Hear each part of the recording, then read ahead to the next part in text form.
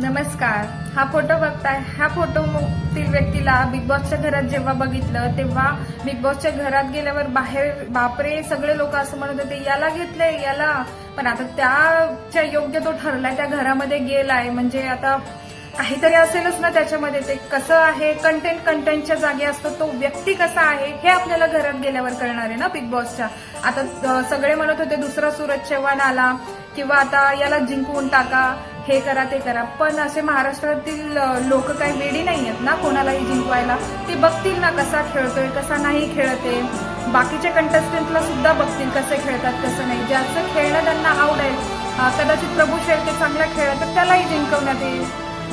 आणि बाकी दुसरे कोणी सदस्य चांगले खेळत तर त्यांनाही जिंकवता येईल. असं काही नाही की तो गेलाय म्हणजे त्याला जिंकवणार आहे, आता गरीबाला म्हणजे त्या गरीबाला जिंकवायचं असं काही नसतं. सूरज चव्हाण चांगल्या प्रकारे खेळला म्हणून तो जिंकला.